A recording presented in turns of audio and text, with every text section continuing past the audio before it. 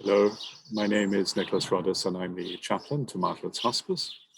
And I wanted to share with you a very simple practice that we can use at this time of year to celebrate the emergence of spring.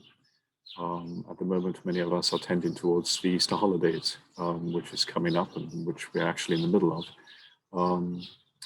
But throughout the world, there are many different celebrations at this time of year, especially in the Northern Hemisphere, following the equinox when the days become longer and the sense of spring starts to emerge. Equally, it's celebrated in the Southern Hemisphere in September time. In Japan, you have the Cherry Festival. In India, you have Holi. Throughout the Middle East, you have the old Persian celebration of Nowruz.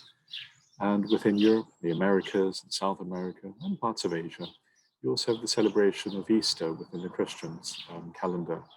Equally, within Israel and many parts of the world, such as Northern America, you have the Jewish festival of Passover, which is the festival of liberation, of freedom. Spring brings us a sense of potential and hope and renewal. And so it is important to be able to embody this, because sometimes we can feel disconnected from the world and from ourselves. But if we're able to enact, to create a ritual of connection to the tides that are around us, we can have a sense of deep commitment to the world around us. We can feel part of it again. For this simple practice, you will need 2 candles. You'll need one candle that you've been using already anywhere around the house, but one that after this practice you're able to throw away. You'll also need a second candle, one that is new, that you haven't burnt yet, that to be able to symbolize new life, to be able to symbolize hope and potential. You'll also need seeds that you'll be able to plant, a few seeds, there you can see them, within a small pot of earth that you will have prepared already.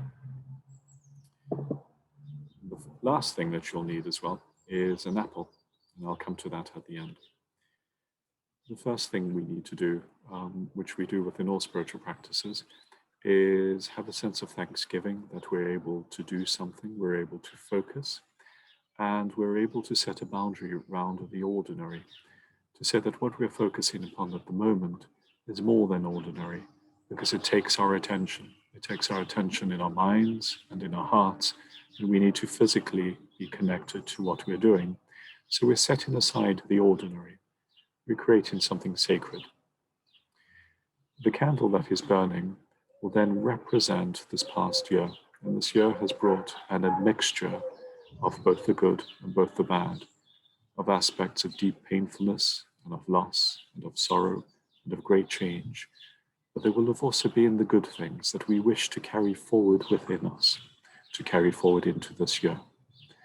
But in able to make space for that, we need to permit that there will be space by letting go of some of the things that have happened. It doesn't mean denying the experience of them, but it means we're able and we're willing to let go of some of the sting, some of the painfulness associated with the things that have come. And this is what this candle will represent. And now the blowing out of this candle.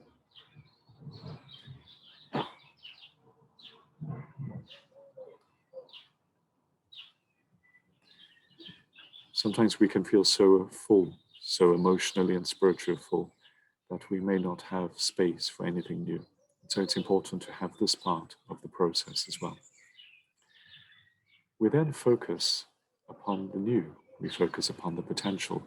It may be unformed. We may not have an idea of what it looks like yet, but we give it space. We say, I'm going to allow it to be in my life.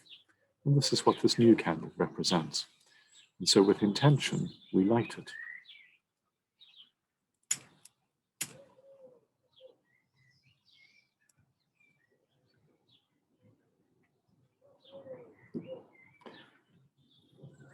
So this candle can then mean a sense of the symbolic that can emerge in this next year. And so for the remainder of this practice, and over the next couple of days, why not let this candle burn to remind yourself that you're giving a sense of hope to your life and you're allowing something wonderful to come into it. The seeds, which many of us will be planting now anyway, but which we can do with intention again, represent the fullness of the plant or the tree that could emerge even from the small little seed, but with the right conditions, with the right earth, with the right sense of water, placing it in a part of the house or outside that actually will allow it to grow. We create the right conditions. And in a similar way, we need to do that spiritually, mentally, emotionally, and physically. When we have a sense of hope for the future, when we allow things to emerge, we need to have the right conditions to be able to notice that. So an emotional sense of trust, a psychological sense of looking forward and paying attention, and to be able to prepare our bodies to be able to take action, whatever action that may be needed. And so I would plant a number of seeds, knowing that at least one of them will germinate.